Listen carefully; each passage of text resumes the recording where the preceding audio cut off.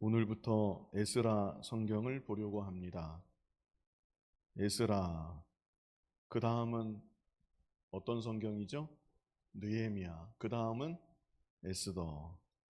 에스라, 느헤미야, 에스더, 이렇게 세 권의 성경을 가리켜서 포로 후기 성경이라고 합니다. 포로 후기 성경. 우리가 3일 예배 때는 지난주 수요일까지 사사기와 룻기를 보았습니다. 사사기와 룻기는 사사시대를 배경으로 한 성경입니다. 사사시대 이후에 이스라엘 나라에도 왕이 세워지고, 그래서 이스라엘은 왕정 국가가 됩니다. 이스라엘의 초대 왕이 누구지요? 사울입니다. 그리고 이어서 누가 왕이 됩니까? 다윗이 왕이 되고, 그 다음에는 누가 왕이 됩니까? 솔로몬이 왕이 되고, 이렇게 왕조가 이어져 내려가는 것입니다. 그런데 그러다가 왕국이 멸망합니다. 이 땅에 세우신 하나님의 나라인데 이스라엘 나라가 망하는 것입니다. 왜 망하게 되었습니까? 하나님 앞에서 죄를 지어서. 하나님은 선지자들을 보내서 계속해서 그들을 책망하시고 경고하시고 회개를 촉구하셨지만 이스라엘 백성들이 회개하지 않고 하나님 앞에 죄를 일삼다가 결국 하나님의 심판으로 멸망당하고 말았던 것입니다. 언제 멸망했는가? 북이스라엘은 기원전 722년에 멸망했고, 남유다는 기원전 586년에 멸망했습니다. 이런 연도는 기억하실 필요가 있습니다. 세상 연도들 아마 많이 아실 것입니다. 6.25가 언제 일어났나요? 1950년에 일어났습니다. 88 올림픽은 언제 했나요? 1988년. 우리나라에서 월드컵은 언제 열렸나요? 2002년. 이렇게 이 세상 연도들을 나름 많이 아십니다. 그렇다면 북이스라엘은 언제 멸망했는가? 기원전 722년. 남유다는 언제 멸망했습니까? 기원전 586년. 이런 연도도 아시는 것이 좋습니다. 성경을 이해하기 위해서 꼭 아셔야 되는 연도입니다. 그래서 남유다는 기원전 586년에 멸망했는데 많은 하나님의 백성들이 바벨론으로 포로가 되어 잡혀갔습니다. 그리고 포로로 잡혀갔던 그들이 70년 만에 본국으로 돌아오게 되는데, 이때의 일을 기록한 성경이 에스라, 느헤미야, 에스더입니다. 다시 말씀드리겠습니다. 남유다가 멸망하고 바벨론의 포로가 되어 많은 백성들이 끌려갔는데 몇 년 만에 다시 돌아와요? 70년 만에 다시 본국으로 돌아옵니다.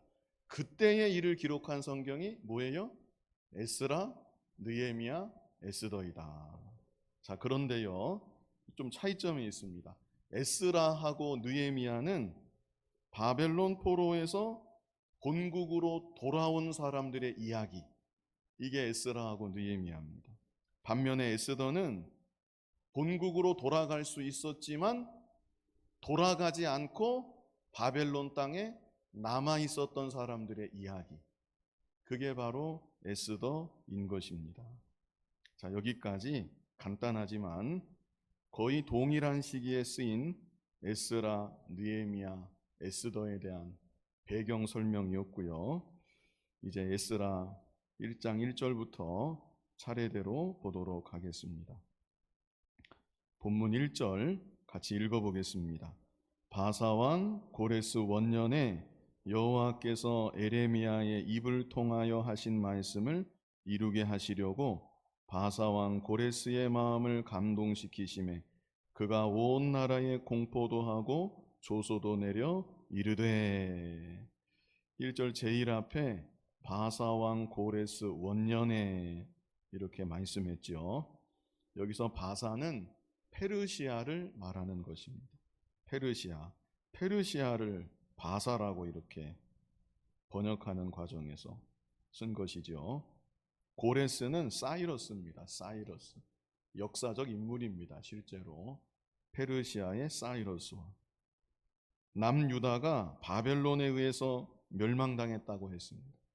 그리고 바벨론의 포로가 되어 끌려갔다고 했습니다. 그런데 페르시아가 패권 국가가 되어서 이 포로로 잡혀간 이스라엘 백성들은 자연스럽게 이 페르시아의 속국이 되었습니다. 그래서 여기 페르시아의 바사의 고레스 왕 원년에 하나님께서 고레스의 마음을 감동시키셨다.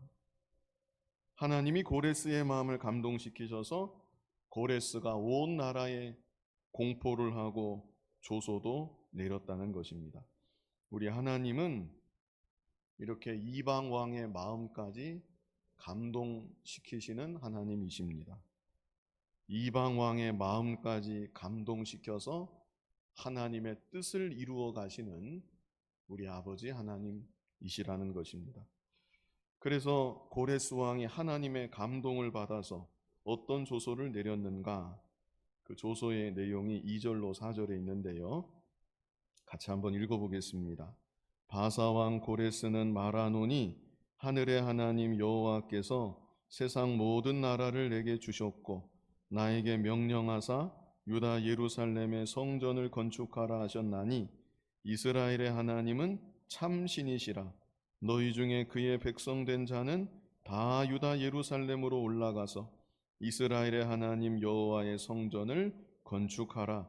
그는 예루살렘에 계신 하나님이시라. 그 남아있는 백성이 어느 곳에 머물러 살든지 그곳 사람들이 마땅히 은과 금과 그 밖의 물건과 짐승으로 도와주고 그 외에도 예루살렘에 세울 하나님의 성전을 위하여 예물을 기쁘게 드릴지니라 하였더라. 참 놀라운 일이 일어났습니다.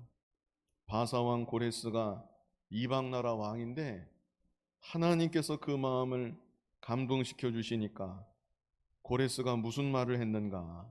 2절부터 한번 다시 보겠습니다. 여기 2절에 보면 바사왕 고레스가 하는 말이 하늘의 하나님 여호와께서 세상 모든 나라를 내게 주셨고, 이런 말을 다 했습니다. 이 당시 바사 나라가 여러 나라를 제패한 패권 국가인데 고레스 왕이 하는 말이 하늘의 하나님 여호와께서 그 모든 나라들을 나에게 주셨습니다. 오늘날 예수님을 믿는 하나님의 자녀들도 이렇게 고백하기가 쉽지가 않습니다. 조금 일이 잘 되면 자기가 열심히 해서 일이 잘 됐다고 생각하고 아니면 자기가 잘해서 일이 잘 됐다고 생각하고 안 그런 것 같지만 은근히 자만하고 은근히 교만하게 될 수 있겠는데 이방왕 고레스가 하나님이 그 마음을 감동시키시니까 하나님이 나에게 이 모든 것을 주셨습니다. 하나님을 높이고 자신은 겸손한 자리에 처한 것입니다. 그리고 고레스가 또 계속하는 말이 2절 후반절에 나에게 명령하사 유다 예루살렘의 성전을 건축하라 하셨나니 이스라엘의 하나님은 참신이시라. 너희 중에 그의 백성된 자는 다 유다 예루살렘으로 올라가서 이스라엘의 하나님 여호와의 성전을 건축하라. 그는 예루살렘에 계신 하나님이시라. 참 놀라운 일이 아닐 수 없습니다. 포로로 잡혀있는 하나님의 백성들 다 예루살렘으로 올라가라는 것입니다. 다 예루살렘으로 올라가서 하나님 여호와의 성전을 너희들이 건축해라. 이런 조소를 이방왕 고레스가 내리는 것입니다. 이게 얼마나 신기하고 놀라운 일입니까? 포로를 그냥 해방시켜 주는 것입니다. 그리고 4절에는 또 하는 말이 그 남아있는 백성이 여기 바벨론 땅의 백성들 말하는 거죠. 포로로 잡혀 있는 백성들 말고 본국 백성들. 그 남아 있는 백성이 어느 곳에 머물러 살든지, 이 남아 있는 백성은 포로로 잡혀 있는 백성이고, 그 남아 있는 백성이 어느 곳에 머물러 살든지 그곳 사람들이, 이게 본국 백성들이죠. 그곳 사람들이 마땅히 은과 금과 그 밖의 물건과 짐승으로 도와주고, 그 외에도 예루살렘에 세울 하나님의 성전을 위하여 예물을 기쁘게 드릴지니라 하였더라. 자신의 영토 안에 있는 자신의 백성들을 향해서 은과 금과 그 밖의 물건과 짐승, 돌아가는 이스라엘 백성들에게 주어라. 그 백성들을 도와줘라. 예루살렘에 세울 하나님의 성전을 위하여 너희들이 예물을 기쁘게 드릴지라. 이런 명령까지 바사왕 고레스가 내렸습니다. 참 놀라운 일이 아닐 수가 없습니다. 그런데요, 이 일에 대해서 에레미야 선지자가 벌써 예언했던 적이 있습니다. 에레미야 25장 11절 같이 한번, 앞에 있습니다. 같이 한번 읽어보겠습니다. 이 모든 땅이 폐허가 되어 놀랄 일이 될 것이며 이 민족들은 70년 동안 바벨론의 왕을 섬기리라. 자, 에레미야가 이 예언을 할 때 이스라엘이 아직 망하지 않았던 때입니다. 그런데 이 모든 땅이 폐허가 되어 망하게 될 것을 지금 예언하는 겁니다. 이 모든 땅이 폐허가 되어 놀랄 일이 될 것입니다. 하나님의 나라 이스라엘 백성들이 멸망당하니까 놀라게 된다는 것입니다. 그런데 이것만 예언한 것이 아니라 이 민족들은 70년 동안 바벨론의 왕을 섬기리라. 아직 망하지도 않은 나라인데 장차 망하게 될 거 에레미야 선지자가 예언하고, 그리고 그 이후에 70년 동안 바벨론 왕 섬긴다는 것까지 이렇게 에레미야 선지자가 예언했던 바가 있습니다. 그리고 에레미야 29장 10절 보면 또 뭐라고 예언을 했는가? 우리 같이 읽어보겠습니다. 여호와께서 이와 같이 말씀하시니라. 바벨론에서 70년이 차면 내가 너희를 돌보고 나의 선한 말을 너희에게 성취하여 너희를 이곳으로 돌아오게 하리라. 좀 더 구체적으로 70년 동안 바벨론의 왕을 섬기는데, 그렇게 70년이 차면 너희가 본국으로 돌아가게 될 것이다. 이 나라가 망하기도 전에 나라가 망할 것 예언하고, 망한 다음에 70년 동안 포로 생활할 것 예언하고, 70년 차면 돌아올 것까지 에레미야가 이렇게 예언했던 것입니다. 그런데 이것보다 더 놀라운 것은 에레미야보다 더 전에 선지자가 있습니다. 이사야 선지자라고 다 아시죠? 이사야 선지자가 더 정확하게 이보다 훨씬 오래전에 예언한 구절이 있습니다. 이사야 44장 28절 같이 한번 읽어보겠습니다. 고레스에 대하여는 이르기를 내 목자라 그가 나의 모든 기쁨을 성취하리라 하며, 예루살렘에 대하여는 이르기를 중건되리라 하며, 성전에 대하여는 내 기초가 놓여지리라 하는 자니라. 예, 아주 놀라운 예언이지요. 여기 누구 이름이 나옵니까? 고레스라는 사람 이름이 여기 나옵니다. 이사야 선지자가 고레스를 봤을까요? 못 봤을까요? 못 봤습니다. 이사야는 한 170년 전, 하여간 150년 이상입니다. 거의 고레스가 나오기도 전에 170년 전 사람입니다. 이사야 선지자가 고레스라는 이름을 이렇게 기록하고 있는 것입니다. 그러면서 또 예언하기를 예루살렘에 대하여 중건되리라. 중건된다는 것은 예루살렘이 회파된다는 것을 이미 보고 있는 것이죠. 훨씬 전에 예루살렘이 회파되지만 장차 고레스를 통해서 하나님이 역사하시고 예루살렘이 중건되리라. 성전에 대해서도 내 기초가 놓여지리라. 이렇게 이사야 선지자가 에레미야보다도 훨씬 더 오래전에 너무나도 정확하게 예언의 말씀을 기록한 바 있는 것입니다. 그래서요, 여담이지만 자유주의 신학자들이 있습니다. 성경을 열심히 연구하는데 예수님은 믿지 않는 그런 신학자들이 굉장히 많이 있습니다. 그 신학자들이 뭐라고 하는가? 이거는 말도 안 되는 것이다. 도저히 있을 수 없는 일이다. 그래서 이 이사야 44장 28절은 이사야가 쓴 게 아니다. 먼 후대에 고레스가 나타난 것을 본 누군가가 삽입해서 편집한 것이다. 이렇게 엉뚱한 얘기를 합니다.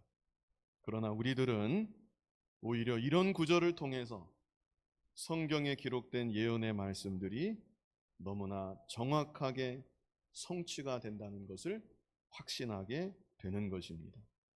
하나님의 말씀은 한 말씀도 땅에 떨어지지 않습니다. 신실하신 하나님이시기 때문에 신실하신 하나님께서 말씀하신 그대로 성취하여 나아가시는 것입니다.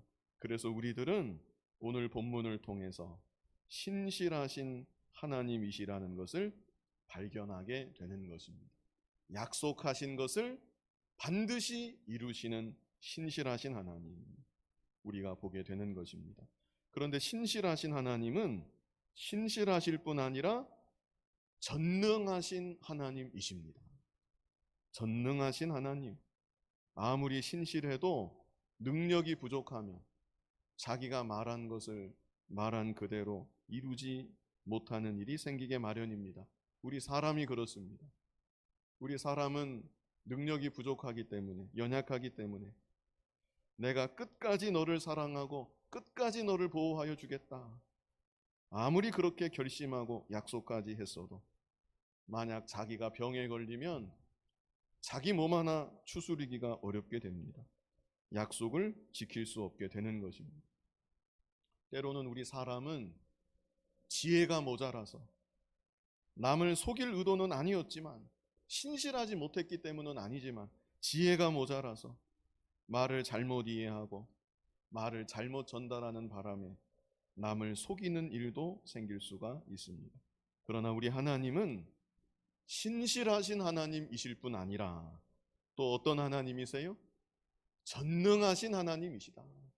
전능하신 하나님이시기 때문에 하나님께서 약속하신 것은 무엇이든지 능히 이루시는 하나님이신 것입니다. 이스라엘 백성들이 바벨론 포로에서 해방되는 것, 이것은 도저히 상상도 할 수 없는 정말 기적과도 같은 일이었습니다.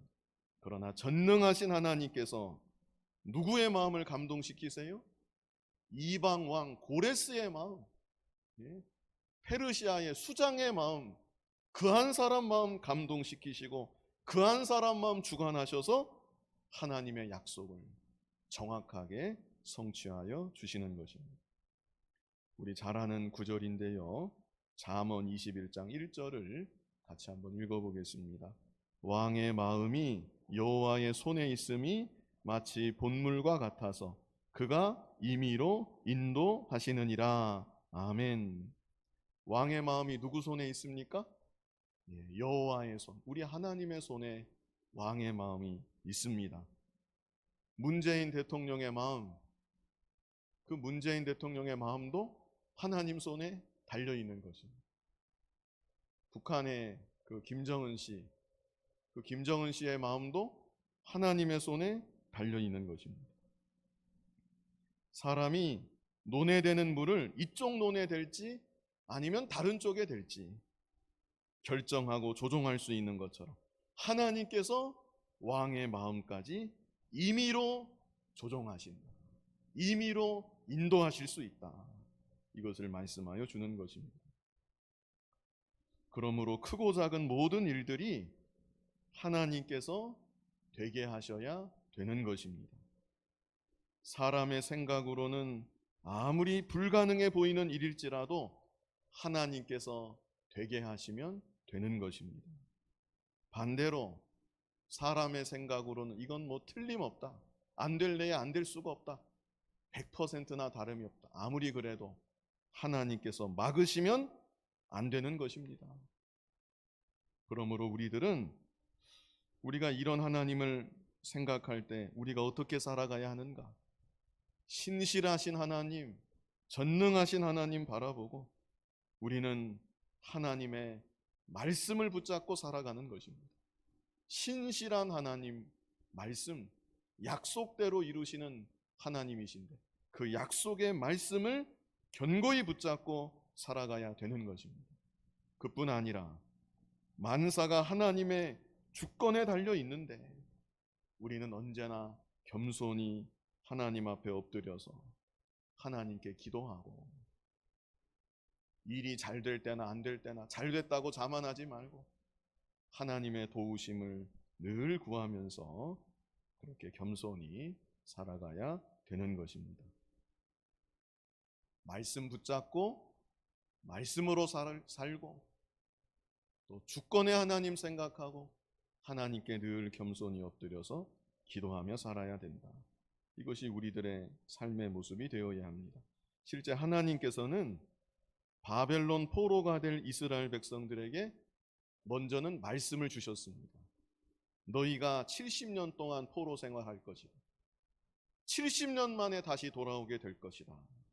이렇게 하나님은 먼저 약속의 말씀을 주셨습니다. 말씀을 붙잡으라고 말씀을 주신 것입니다.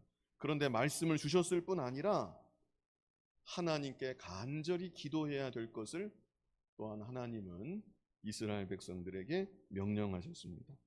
우리 에레미야 29장 7절을 같이 한번 읽어보겠습니다. 너희는 내가 사로잡혀 가게 한 그 성읍의 평안을 구하고 그를 위하여 여호와께 기도하라. 이는 그 성읍이 평안함으로 너희도 평안할 것임이라. 자, 기도하라고 하나님 말씀하시는데 바벨론 땅을 위해서 기도해라. 하나님 이렇게 명하십니다. 바벨론이 우리나라 망하게 했고 또 여기까지 나를 포로로 끌고 왔는데 이 땅은 망해라. 우리를 잡아온 이 땅은 망해라. 그러면 안 되고 이 땅이 평안해야 너희도 평안하라. 그러니 너희는 이 땅의 평안을 위해서 기도해라. 하나님께서 에레미야 선지자를 통해서 미리 이런 명령을 내리셨던 것입니다. 그리고 에레미야 29장 10절로 11절도 한번 보겠습니다. 같이 읽어보겠습니다. 여호와께서 이와 같이 말씀하시니라. 바벨론에서 70년이 차면 내가 너희를 돌보고 나의 선한 말을 너희에게 성취하여 너희를 이곳으로 돌아오게 하리라. 여호와의 말씀이니라. 너희를 향한 나의 생각을 내가 아나니 평안이요 재앙이 아니니라. 너희에게 미래와 희망을 주는 것이니라. 다시 말씀드리지만 아직 망하지 않은 때입니다. 망하지 않았는데 망할 것 하나님이 말씀해 주시고 에레미야 통해서 70년 지나면 다시 돌아올 것까지 말씀해 주시는 것입니다. 자, 이렇게 하나님께서 분명히 약속의 말씀을 주셨는데 그리고 나서 바로 이어서 12절에 뭐라고 말씀하시는가? 우리 같이 한번 읽어보겠습니다. 너희가 내게 부르짖으며 내게 와서 기도하면 내가 너희들의 기도를 들을 것이요. 아니 70년 만에 돌아올 것을 다 말씀해 주셨는데 그리고 나서 너희는 뭐하라고 명령하세요? 부르짖어라. 간절히 기도해라. 하나님이 이것을 이스라엘 백성들에게 명하시는 것입니다. 13절도 같이 한번 읽어보겠습니다. 너희가 온 마음으로 나를 구하면 나를 찾을 것이요 나를 만나리라. 그래서 오늘날 우리들도 먼저는 약속의 말씀을 믿어야 되고 말씀을 견고히 붙잡고 살아야 되고 그뿐 아니라 하나님께 기도하며 살아야 된다는 것입니다. 이것이 우리에게 주시는 하나님의 명령입니다. 너희는 이렇게 살아야 한다. 하나님이 우리에게 주시는 명령입니다. 그래서 실제로 하나님의 사람 다니엘이 하나님 가르쳐 주신 대로 했습니다. 다니엘이 바벨론 땅에서 총리했잖아요. 이 다니엘이 어느 날 에레미야 성경을 읽습니다. 바로 이 구절 읽었을 것 같아요. 제 생각에는 다니엘이 어느 날 에레미야 성경을 발견하고 에레미야 성경 말씀을 읽고 70년 만에 돌아오게 된다는 것을 알게 됩니다. 자, 그리고 다니엘이 기도했는데요. 자, 먼저 에레미야 성경 읽은 거 다니엘 9장 1절로 2절 같이 한번 읽어보겠습니다. 메대 족속 아하수에로의 아들 다리오가 갈대아 나라 왕으로 세움을 받던 첫 해 곧 그 통치 원년에 나 다니엘이 책을 통해 여호와께서 말씀으로 선지자 에레미야에게 알려주신 그 연수를 깨달았나니 곧 예루살렘의 황폐함이 70년 만에 그치리라 하신 것이니라. 예, 제가 말씀드린 대로 우리가 읽은 그 에레미야 그 부분 읽었을 것 같아요. 그래서 다니엘이 안 것입니다. 지금 다니엘이 이 시점에서부터는 몇 년 안 남았어요. 이제 몇 년 뒤에 이제 돌아가게 되겠구나. 다니엘이 안 것입니다. 그런데 그리고 나서 다니엘이 바로 어떻게 했는가? 3절로 6절을 한번 읽어보겠습니다. 내가 금식하며 베옷을 입고 재를 덮어 쓰고 주 하나님께 기도하며 간구하기를 결심하고 내 하나님 여호와께 기도하며 자복하여 이르기를 크시고 두려워할 주 하나님 주를 사랑하고 주의 계명을 지키는 자를 위하여 언약을 지키시고 그에게 인자를 베푸시는 이시여 우리는 이미 범죄하여 패역하며 행악하며 반역하여 주의 법도와 규례를 떠나싸우며 우리가 또 주의 종 선지자들이 주의 이름으로 우리의 왕들과 우리의 고관과 조상들과 온 국민에게 말씀한 것을 듣지 아니하였나이다.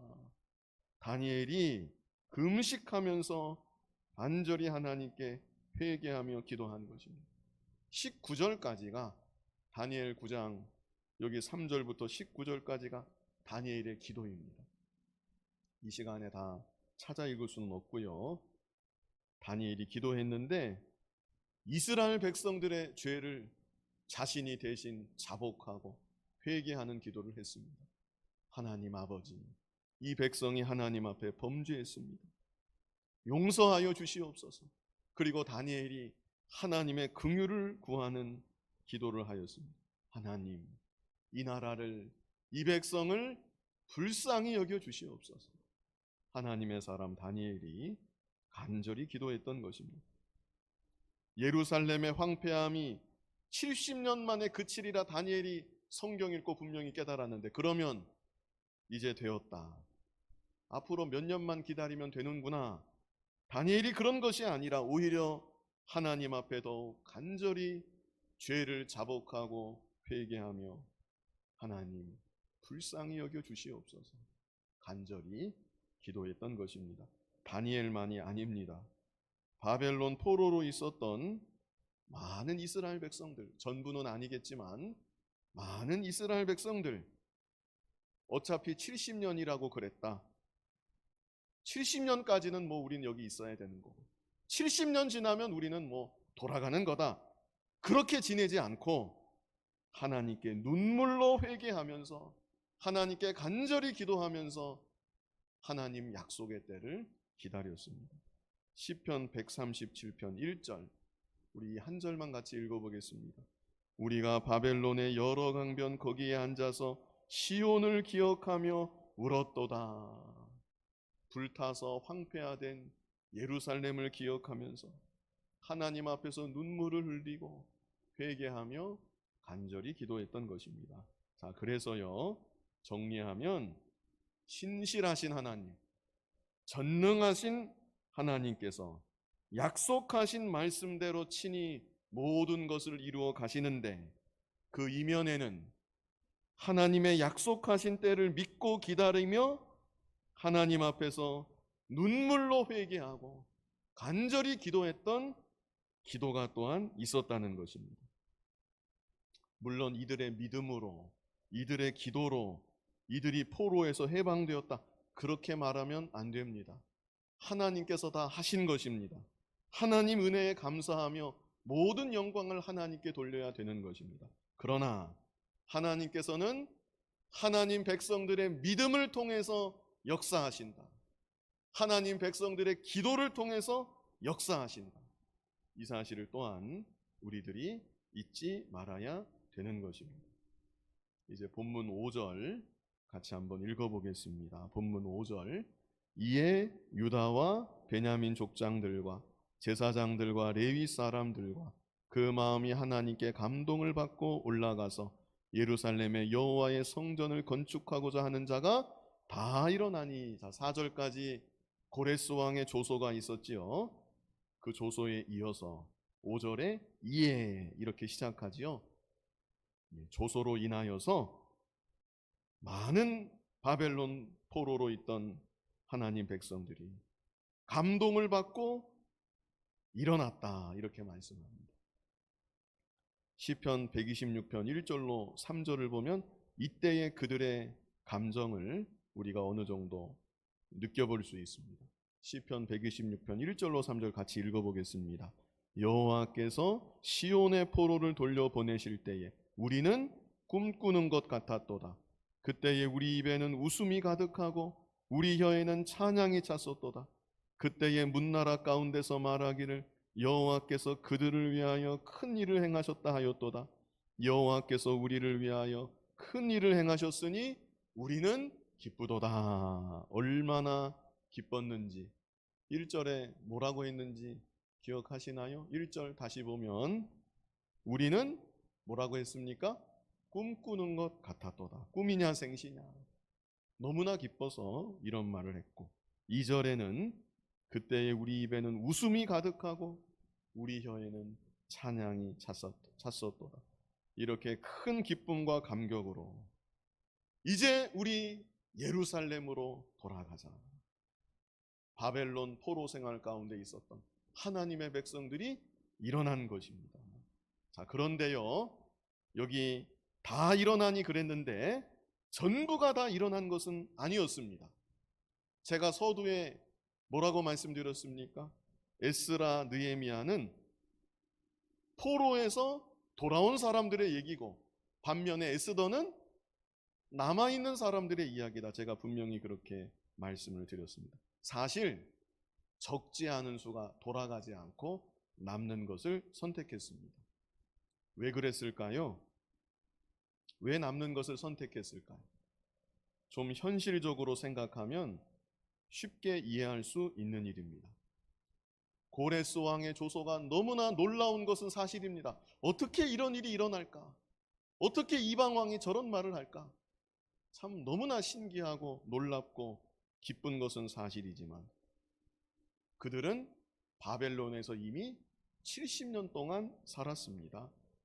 사실상 정착했다고 할 수 있습니다. 바벨론 땅에서 태어난 2세대들 그저 말로만 들었지 이스라엘 땅을 한 번도 경험해 보지는 못했습니다.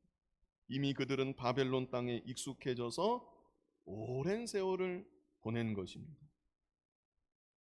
이제 다시 본국으로 돌아간다면 70년 동안 일군 삶의 터전을 다 버리고 떠나야 되는 것입니다. 이거 쉽지 않은 일입니다. 게다가 돌아갈 본국의 사정은 어떻겠습니까? 잿더미입니다. 황폐화된 땅입니다. 만약 간다면 모든 것을 처음부터 새롭게 다 일구어야 되는 것입니다. 성도 없고 성벽도 없고 집도 없고 밭도 없습니다. 안전도 보장되어 있지 않습니다. 그러므로 많은 사람들이 고레스 왕의 조서를 접했을 때, 야, 이거 참 신기한 일이다. 어떻게 이런 일이 일어났을까?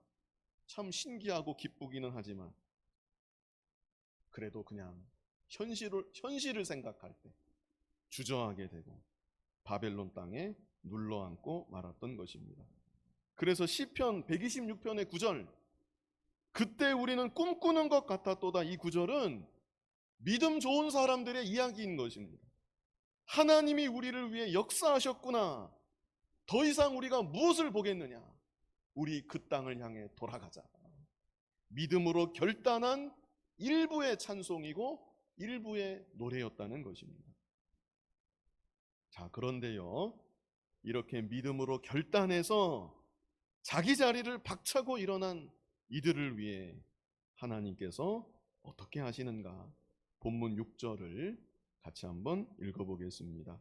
그 사면 사람들이 은그릇과 금과 물품들과 짐승과 보물로 돕고 그 외에도 예물을 기쁘게 드렸더라. 하나님께서 돕는 자들을 붙여주시는 것입니다. 이들을 통해서 필요한 물품과 예물을 공급받게 하시는 것입니다.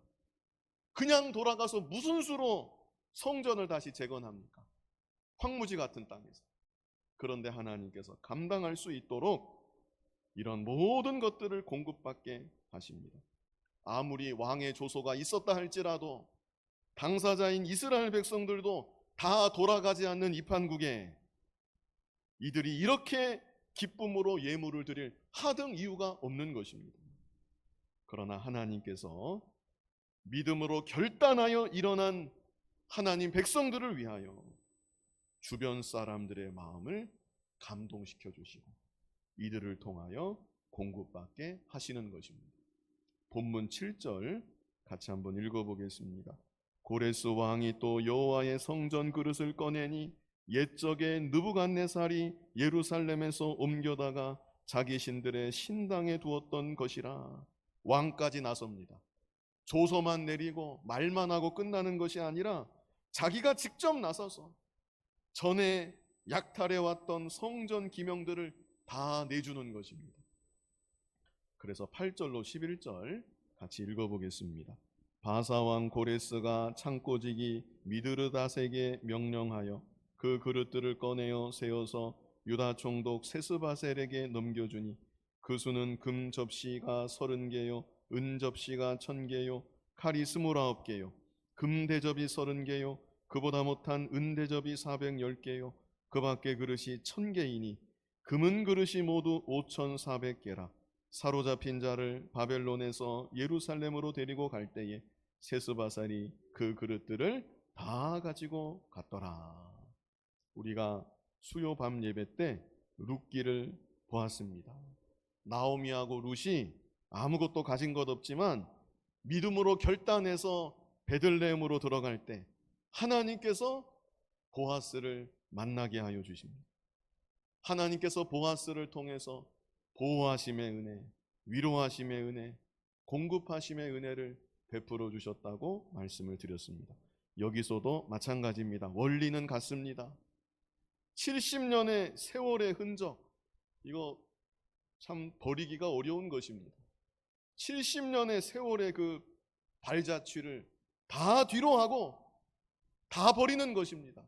그 자리를 박차고 황무지 같은 예루살렘 땅으로 오직 하나님 약속의 말씀 붙잡고 믿음으로 결단해서 나아갈 때 하나님께서 왕의 마음을 감동시켜 주시고 주변 이방인들의 마음을 다 감동시켜 주시고 이들에게 필요한 물품과 예물들을 공급받게 하여 주셨다는 것입니다. 그러므로 오늘날 우리들도 지금 당장 없는 거, 부족한 거, 환경이 어려운 거 이것만 보고 주저하면 안 됩니다. 하나님 기뻐하시는 뜻이 무엇일까? 하나님 뜻만을 생각하고 믿음으로 결단해서 앞으로 나아가는 황무지를 바라보고 나아갈지라도 약속에 신실하신 하나님, 전능하신 하나님께서 하나님의 능력으로 역사하사 앞길을 열어주시고 필요하면 주변 사람들의 마음까지 감동시켜 주시고 험난한 길이라 할지라도 헤쳐 나아갈 수 있도록 역사하여 주시는 것입니다. 이 시간 말씀을 통해서 신실하신 하나님, 말씀하신 대로 이루시는 하나님, 게다가 전능하신 하나님, 이 하나님에 대해서 보았습니다.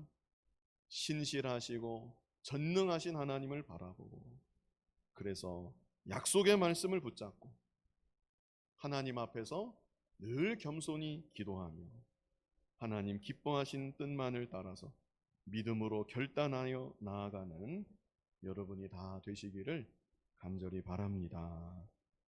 거룩하신 아버지 하나님, 70년 동안 일구어 온 삶의 터전을 다 뒤로하고 하나님의 약속의 말씀 붙잡고 믿음으로 결단하여 황폐화된 황무지 같은 땅을 향하여 나아갈 때 하나님께서 왕의 마음 감동시켜 주시고 이방 백성들의 마음 감동시켜 주시고 그들을 통해서 공급받게 하신 것을 보게 하신 거 감사합니다.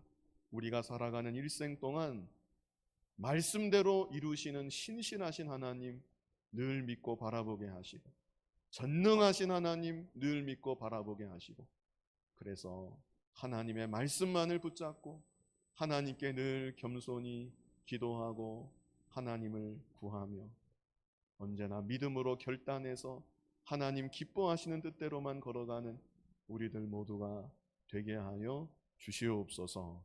예수님 이름으로 기도하옵나이다. 아멘.